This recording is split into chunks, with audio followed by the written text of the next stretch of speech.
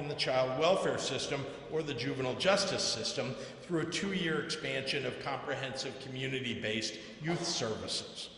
Addressing poverty is a moral imperative.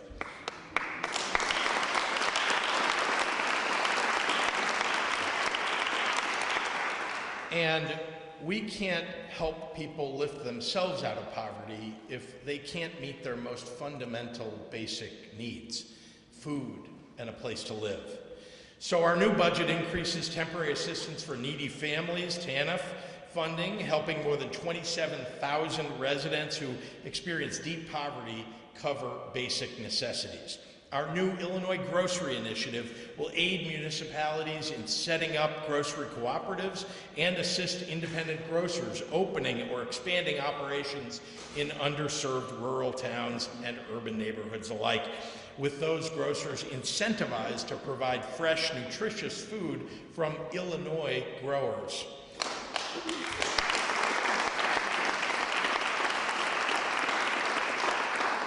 And we're pioneering the new Home Illinois plan to move homelessness toward functional zero. In FY24, we're investing a record $350 million in addressing this through prevention, crisis response, temporary and permanent housing units, and staffing to give families facing insecurity in housing a fighting chance.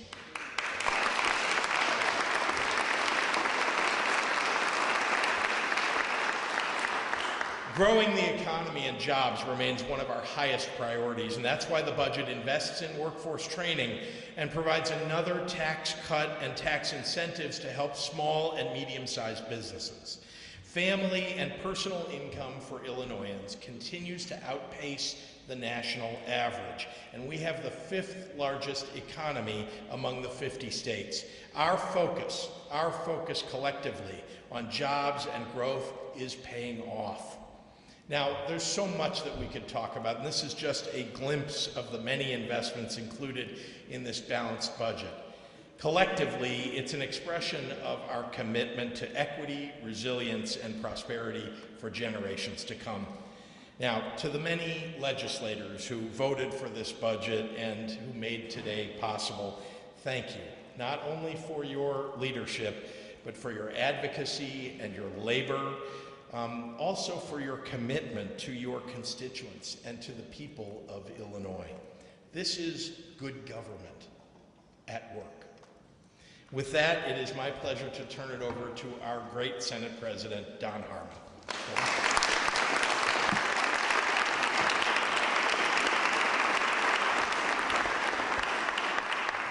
Well, good morning, all. Good morning. I am thrilled to be standing here today to commemorate the signing of Illinois' 5th balanced budget in a row. I want to thank Governor Pritzker and Lieutenant Governor Stratton for their commitment to responsible budgeting from day one. And Speaker Welch, thank you for your partnership in this endeavor. And of course, I want to recognize the amazing work done by the Senate's lead budget negotiator, Senator L.G. Sims.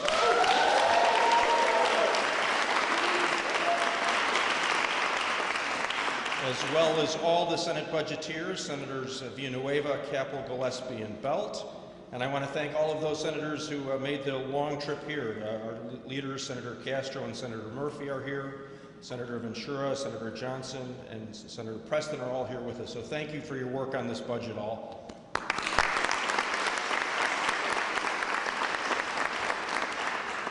Standing here as a team to celebrate a successful budget may be routine now, but it seemed out of reach not too long ago.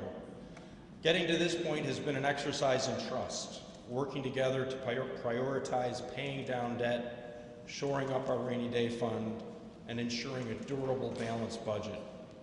The budget that Governor Pritzker will sign shortly continues to pay down debt and once again includes additional pension payments.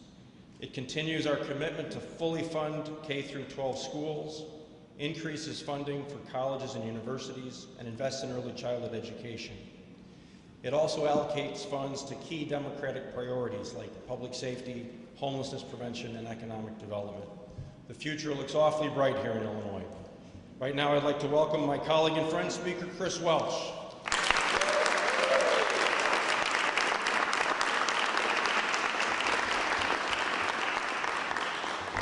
Well, good morning, everyone. Good morning. It gives me particular honor to welcome you to the Christopher House today. Couldn't have planned it any better, I guess. What a beautiful day to sign a budget. I mean, it truly is an honor to stand here with our great governor, Governor J.B. Pritzker, and the Lieutenant Governor, my friend, our Senate President, Senator Don Harmon. So many of our colleagues, drove many miles this morning to be here for the signing of this. But I got to tell you, one that probably drove furthest is our new House lead budgeteer, Speaker Pro Tem. And I got to tell you, I get to make appointments, but I think this one I hit a home run with. That budget you guys gave the governor a standing ovation for, didn't they do a great job on? And I got to thank our House Chief Budgeteer.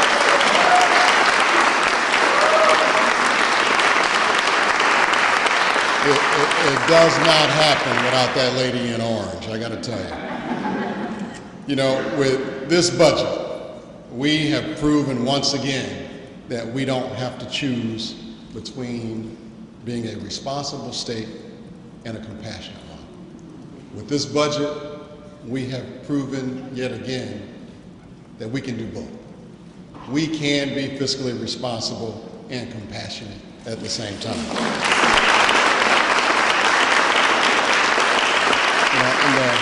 In the past 2 years, we've earned our state 8 credit upgrades, and we've returned Illinois to an A-rated status. And we're not done. We're going higher. When we started this session, we had plenty of naysayers, plenty. Some said there was no way we would continue to be budget responsibly with a record number of House Democrats. And I said it from the very beginning. The great 78 is great for a reason. We got sent here to do the people's work. No more naysaying. The proof is in the budget.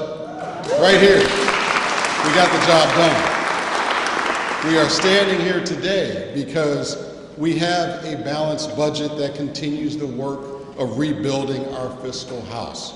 We're making smart, responsible financial decisions. We're making extra payments on bills. We're building up our rainy day fund, and we're positioning ourselves for a better financial future for years to come. We're improving access to quality, affordable health care in communities all across this state. We're giving our direct service providers a much-needed raise. We're making historic investments in education at all levels and in all communities.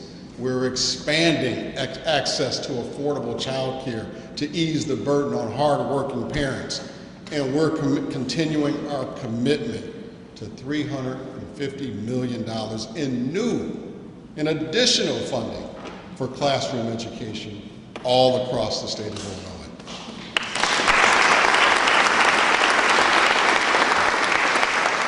We're not done there.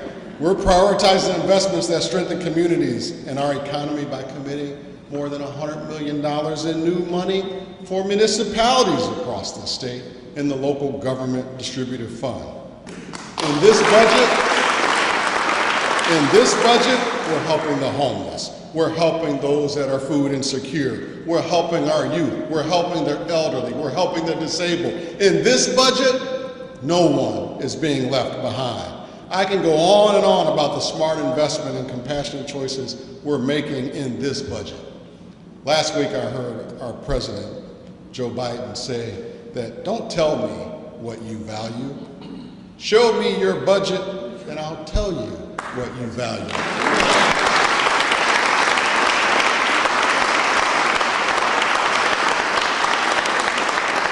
Thanks to the work of our budgeteers and our colleagues in the House and Senate, you know what we value.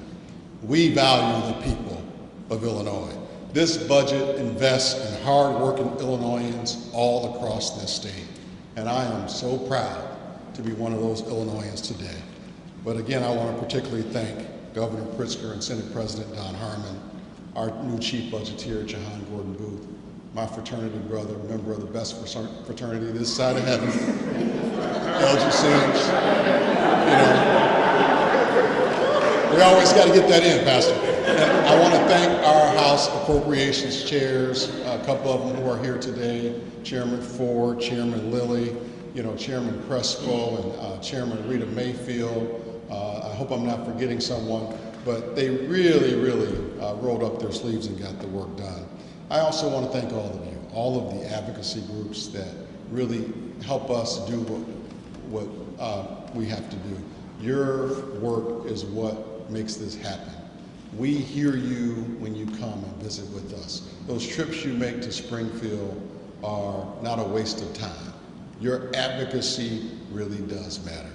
And before I take a seat, I want to thank my wife and my two little ones who are here with me today, because they say, do you have to go back to Springfield this weekend? And they understand what I do every week going down to Springfield, and I wanted them to be here today to see the culmination of that great work. Tyler and Martha, can you give them a round of applause?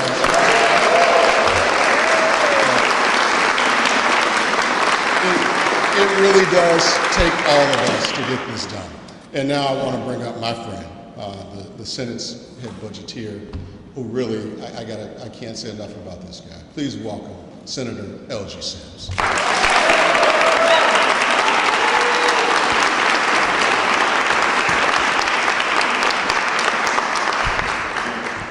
Well, the doors of the church are open. Pastor, Bishop, I see you. It is an honor and privilege to stand here today. I was joking earlier that my voice is back. If anybody who would listen to the negotiations or the floor debate, you found that I was losing my voice. That's because I have been begging to get those votes across the finish line. But we got there. Let me first thank Governor Pritzker, Lieutenant Governor Stratton for their leadership, for making a difference in this state. And to House Speaker Chris Welch, my friend, my fraternity brother, thank you so much for your leadership. But I would be absolutely remiss if I did not thank Senate President Don Harmon.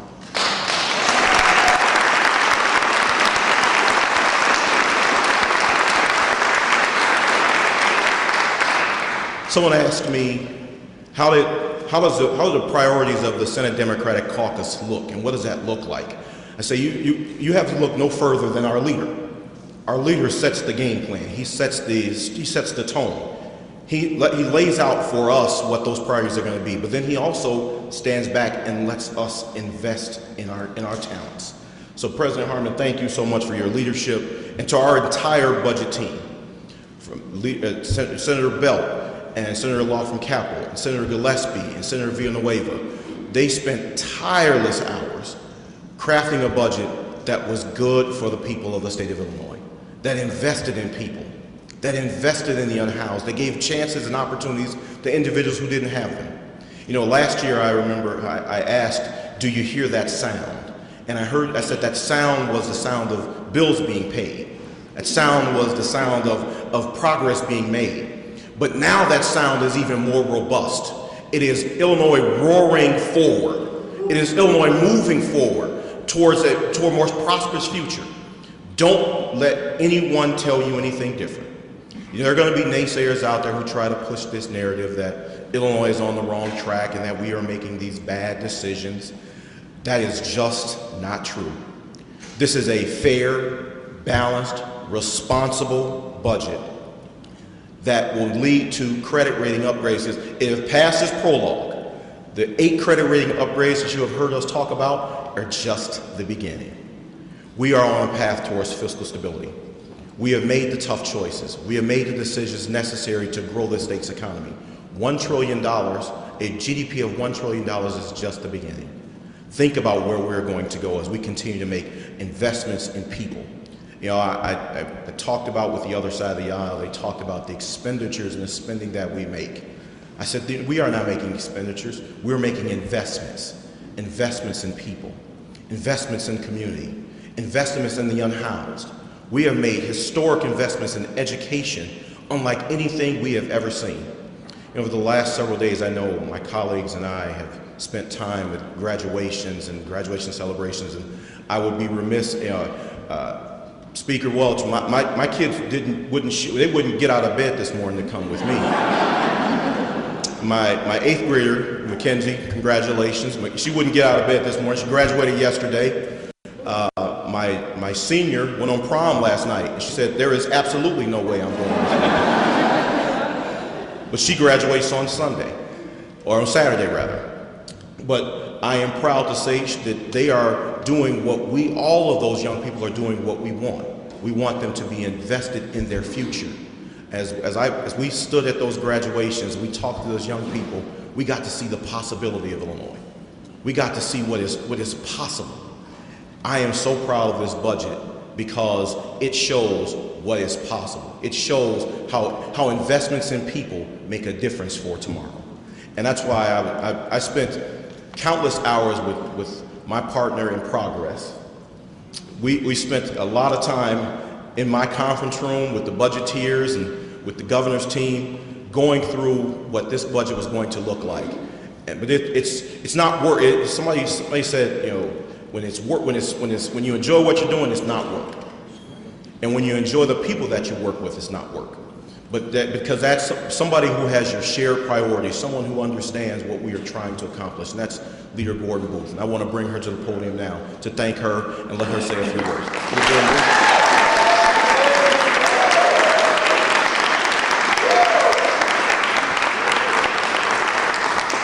Good morning. Thought I'd get my good morning in as well. I think I'm like everyone else. I am excited to be with you all this morning and would be remiss if we did not give extra special thanks to Governor Pritzker and his entire team. If I could give a big shout out to Ann Caprera, who's standing in the background, who is so upset right now because I just said her name. But having a governor who shares your values, who shares your commitment to the people is something that it feels rare. It shouldn't be rare, but it feels quite rare.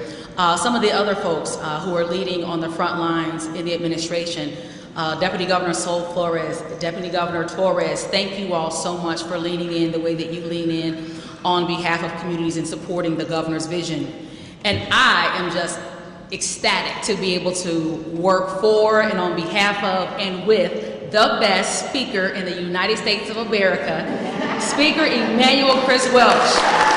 Yes.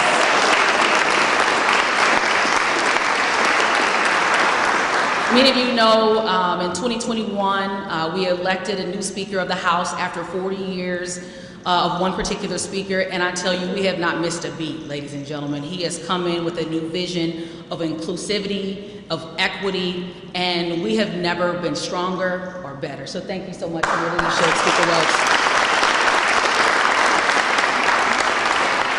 To my Virgo sister, Lieutenant Governor Stratton, thank you for all that you do in leaning in so many important spaces to communities across this state, as well as giving praise and honor to Senate President Don Harmon for doing a great job, but also picking such a wonderful budgeteer. I would not have been able to accomplish this goal of serving as the first woman, the first African-American chief budgeteer in the Illinois House in this country's 200-plus year history. Quite an honor, quite an honor. But this work does not happen alone. We have many of our House Appropriations leads who are here today. Leader Camille Lilly, Leader LaShawn Ford. They're both West Siders, so give them a round of applause. We also have a couple of other folks who served in that capacity, Leader Mayfield, Leader Crespo, as well as Leader Ortiz, who stood in the stead of Leader Will Davis, who was out ill. And so we want to acknowledge their work, as well as the budget team. It was Leader Gazzardi, Leader Gable, Leader Hernandez, Leader Walker, all who really contributed a lot of time and talent towards helping us to get to this place of having a joint, balanced budget that is balanced, as stated before, in every sense of the word. We made a lot of investments in a lot of key areas. One of those key areas was summer youth jobs, which my daughter's not old enough to get yet. to get just yet, which is why she's here with me today. But as a mom, you learn to balance the checkbook every single day. And as a mom that's balancing that checkbook, one of the things that you clearly understand is that you have to do the most that you have with what you have. And that doesn't mean that everybody gets everything, but everybody gets what they need. And that's frankly what this budget is reflective of. This budget is a reflection of our priorities. It's a reflection of everybody getting wins, but nobody got everything. And that's how we will continue to make this significant progress. We were able to provide resources to some of the most important areas of the state of Illinois in terms of moving the state forward. We've been able to invest transformational dollars in terms of economic development as well as community development. We have been able to provide for and secure people's opportunity to be able to not only get a well-resourced K-12 education by adding an additional $350 million of new money into our public education system, and that's so critical, particularly as someone who used to sit on a school board. Really what you want to know is you just want to be sure that you can depend on Springfield to do what they say they're going to do. Not to mention the hundreds of millions of dollars in higher education, the extra $100 million for the monetary assistance program. Many folks in our community depend on that MAP program. The additional $100 million going to the university system and the community college system. That frankly ensures that our colleges and universities don't have to continue to hike up the per hour tuition on so many of our students, which is critical for the advancement of the state of Illinois. And so these kind of cradle to grave investments are so important, but I wear orange today to stand in solidarity with every mother, every father, every community in the entire state of Illinois in honor of Gun Violence Awareness Month. What we know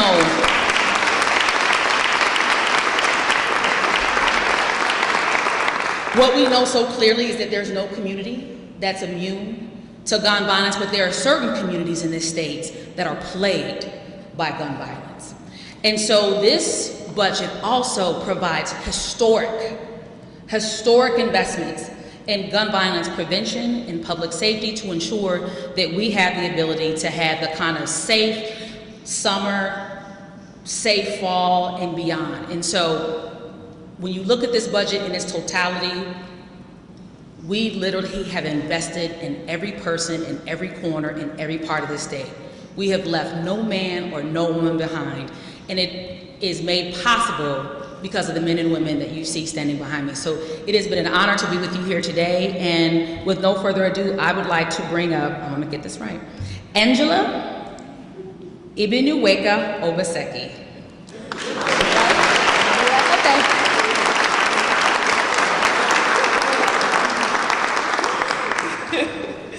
Good morning, everybody. I'm sorry if I'm too tall. Bear with me. My name is Angela Ibinuweka, and I'm the president of Christopher House Parent Policy Council. I'm also a member of Christopher House Board of Directors, and since 2016, I've been a proud Christopher House parent. Christopher House is a home that has been an incredible, welcoming, nourishing learning environment for me and children. Christopher House is a community, a family that made me want to become an early education advocate. I am proud to be a voice for the children and family in the community. It is because of Christopher House that I have been able to return to school and successfully complete my degree, because I knew that my children were in a high-quality education program. It is not just my children that were cared for. I received support to ensure that I was able to achieve my own personal goals too, from the Christopher House staff, from the site director to my children's classroom teachers. I am excited that the governor additional investment in early childhood, because as a parent and a board member, I have become aware of how important it is to invest in our early childhood workforce. Great teachers make great schools, and I am grateful to Governor Pritzker for making early childhood budget a priority. It is my honor to introduce to you right now Lieutenant Governor Juliana Stratton. Thank you.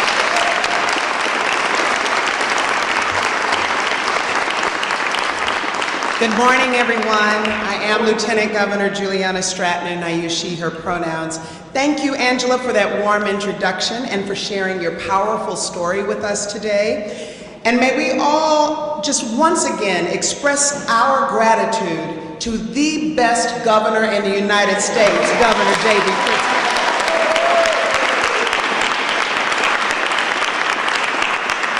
Thank you, Governor, for always leading with the people of our state at the forefront.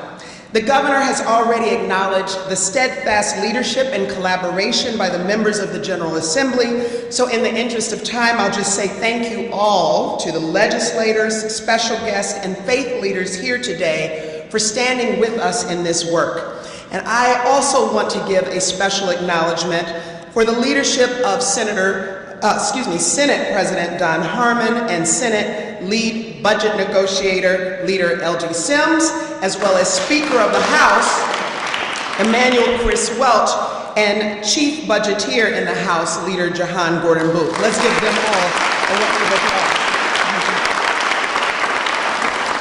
And I also want to thank Christopher House's CEO, Libby Shortenhouse, for hosting us today at the James and Jean Stewart campus and the entire team's efforts to nurture our children.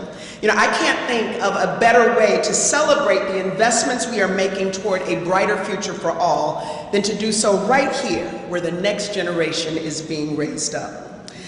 Let me just start with this. What a difference a governor makes.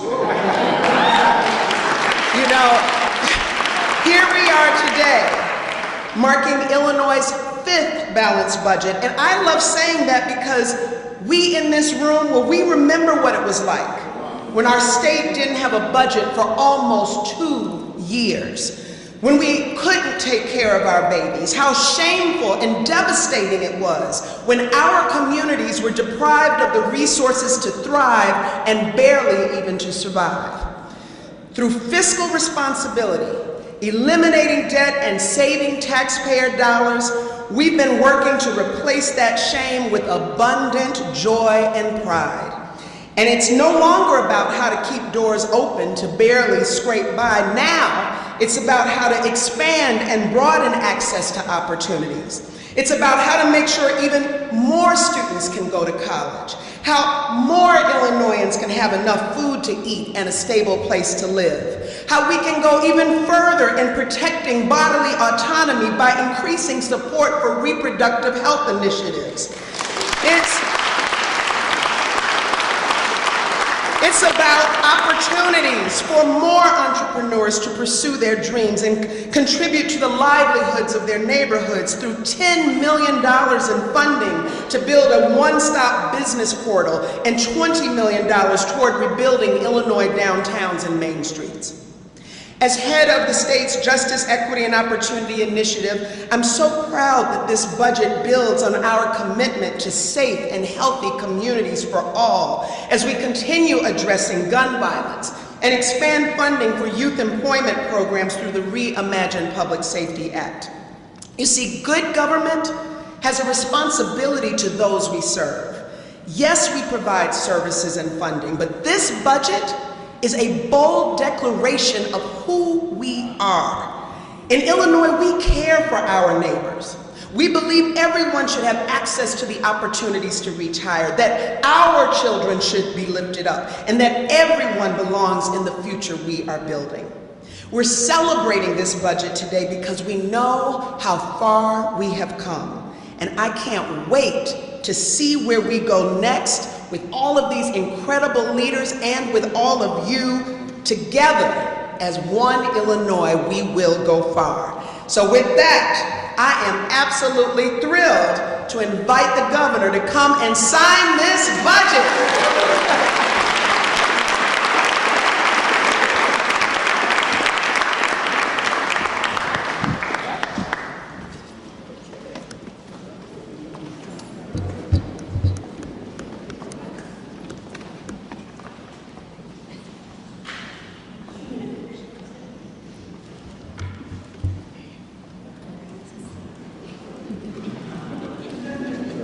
Phones down.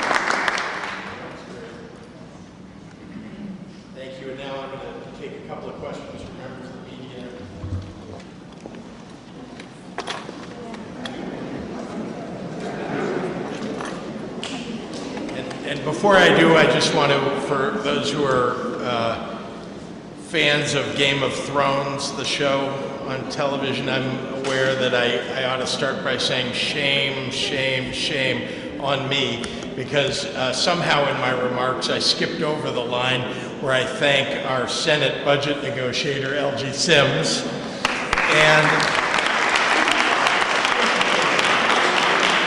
of course, our Deputy Governor for Budget and Economy, Andy Menard. Thank you very much. And with that, happy to take questions from members of the media. Dan. One of the criticisms from Republicans who voted against the budget is that it didn't account for the differences in the AFSCME contract that's still in the negotiation. How is that accounted for in the budget, and what is the status of those negotiations? So we built into the agencies' budgets, we have, as you know, quite a number of agencies. We built in what we thought might be the appropriate amount of money for what we expect from that AFSCME negotiation. So that's in the budget already. That's, once again, one of those false things that Republicans like to say about the budget, but it is in the budget. And is that contract supposed to be finalized? Their contract expires at the end of the month, correct? Yeah, we're in the middle of we're hopefully reaching a pinnacle of the negotiations, but that's been going on since I took office again in January. Governor, one of the controversies that seemed to be coming up during this budget process was how much money the state was going to invest in providing health care for the migrants that were coming in. And there was huge dollar amounts. Where did things end up with that, and how is that a priority for you all? So let me begin by saying that there are two different populations that you're referring to one, which is undocumented immigrants. And then we have what some people refer to as migrants or asylum seekers, totally different population. Those people are here, they're documented. They're here legally in the United States. We have undocumented people who are in need of health care, and that's what that program is designed to address. And I'll talk about that. I just want to make sure we're talking separate, because sometimes, not you, but sometimes people conflate the two. So in February, we took a hard look at that program and saw that the continuing number of people who were signing up for that program was rising at a very rapid rate, more rapidly than people anticipated when the program was put in place. And so we had to take another look at our estimates of costs based upon that rapid increase and the amount of services that were being used in each of the cohort groups from 42 to 55, 55 to 65, and 65 and over, and make sure that we understood what the cost really was going to be. So this idea that we were spending $1.1 billion and that now we're going to have to cut the program in half, not accurate. We were estimating going forward what the program is going to cost in FY24 if we didn't make sure that we were managing it properly. And we needed some tools in order to do that. So we went to the legislature to ask them for those tools. I had already put $220 million into the budget to cover that program. Remember, we save money when we invest in health care for undocumented immigrants, because you know what happens if they don't get health care, basic health care? They end up in an emergency room, and we all end up paying for that at a much higher cost than if we have preventative care and regular care for people. So we had $220 million in the program already, and we realized that if we could manage it properly, we could manage the program with the number of people that are in it now to about $550 million. That's more than we expected, but not nearly as much as it might have cost if we didn't have the tools necessary. So we'll be working on that over the coming year and making sure that we meet the budgetary goals. Governor, have you had any meetings with Mayor Brandon Johnson's administration yet about the migrant crisis, the funding? There's a bunch of things going on this year with funding the state, trying to help the state. Have you met?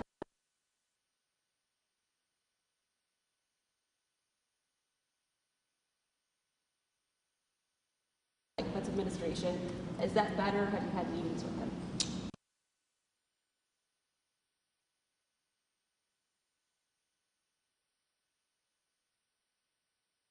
The average is out to 3 times a week, talking about a variety of issues, but importantly, how to manage the asylum seekers that are coming to our city, to our state, and where the resources will come